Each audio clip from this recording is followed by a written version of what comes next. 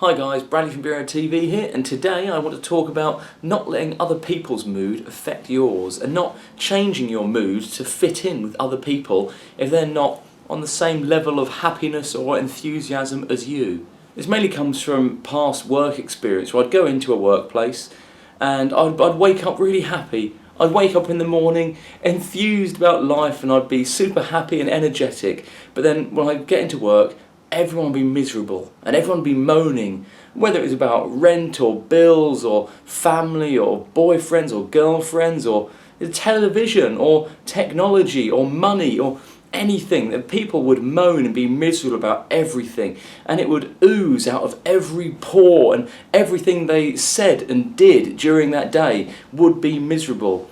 And then say there's a team of 8 people, for example, and I'm there and I'm buzzing and I'm happy and everything's brilliant, and then they're all miserable. I didn't feel like I could fit in if I was happy and energetic. I was the odd one out. I couldn't talk to them about happy and brilliant I thought the world was and my life was and how beautiful the sunrise was or anything like that. They were all so unhappy. To fit in so I could talk to them and relate and have some sort of what I thought I needed, some sort of social credibility, I had to be miserable and I had to find things to be miserable about, and it was hard for me. And I remember doing it. I remember years ago now, I remember consciously looking for things to be miserable about that I could go into work to moan to them about. Then so we could maybe go out drinking and I could moan about things. That was horrible, and it's only now that I'm so happy and content in myself to be happy, and I've noticed that if I'm staying happy and going into groups and I'm just energetic, it can be contagious and infectious and spread, but sometimes it doesn't. Sometimes people are just so anti and so stuck in their own routine, they won't have any part of it. It wasn't me. Growing up, I was never a miserable, bored child. There was always something to find out how it works, why it works, what this person's doing, what I can be doing, what I find fun, what excites me, what my family are doing, what can I do in the future, what does the world have in store for me. There was never really a thought about, oh, why is this bad, why is this miserable? But then years of relentless chipping away and just misery from other people, I sort of thought, oh, that's the normal thing. To fit in, I have to be like that. And I did change. And it started off as this artificial misery, this fake moaning to fit in, and then it became real. I made that a reality for myself, and it literally ate me away from the inside until I wasn't the old Bradley. From the seeds of this artificial fake misery to fit in and be part of this dissatisfied crowd, it lodged itself in. And it changed my perspective of things and how I looked at things. It's incredible and worrying to think that because I changed my thinking slightly and my behaviour to fit in with this crowd, I did change. I actually changed as a person, and not for the better. I wasn't aggressive or violent or anything like that, but I became dissatisfied. I sort of convinced myself that everything was bad and everything was against me because that's what I was surrounded with.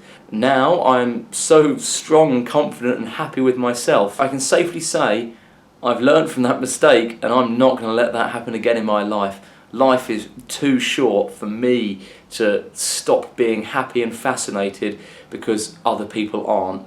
It can be really hard. If there's 10 people, all 9 of them are moaning, they hate what they're doing, they don't want to be there, they're fed up with each other, they're fed up with other people and you, and you're happy.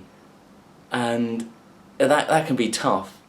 And all you'd have to do would just be get a little bit miserable, start swearing about things. Oh, I swear, don't get me wrong, I'm happy and I swear, but just swearing about people and swearing about things you don't need to. I'll do a video on why I swear and when I swear, that'd be interesting. Mainly for exaggeration and comedic effect. Yeah. It'll be easy for you to change. Oh, I'll just get miserable, I won't be this enthusiastic, I'm not going to have this energy, or I'll just do this to fit in with them. Be careful. I change sometimes to fit into social things, I can't help it, I'm a human being. But be so very, very careful, guys, that you don't let it infect you in a really deep, subconscious way eventually that it did with me, and it changed my life for the worse. Like, it was just like a little seed it started off as, but then it grew and grew and sprouted, and it changed me, and it totally got to the point where it almost destroyed my life. That sounds like a really stupid exaggeration, but just from something as simple as that, my whole life did sort of start unravelling. Then from that I got myself back together, but like, that's what it came from, which is incredible. It's just proof to me that you become your thoughts. I don't want to venture now into the positive thinking and all of that stuff and visualisation and things like that. However I think of that, which I think they're both fun, to be honest. But you do become your thoughts. As silly as that sounds, what you think you will become, and that's sort of any action that you do is going to come from your thoughts. So if you relentlessly bombard yourself with certain thoughts, it's going to seep into your day-to-day life, and that's what you're going to become. I really think that if you were to lock yourself in a room, close the door, close the curtains, eat non-nutritious food, and consume yourself with hate, greed and jealousy, I don't doubt your hair would fall out, you'd turn blue from lack of sunlight, you'd turn into Gollum from Lord of the Rings. I really think you would. If you hunched up in a ball, curved your spine for years and years, ate like garbage, ate mud and fish heads, locked the doors, no sunlight, and consumed yourself with hate, you would turn into some sort of little goblin monster.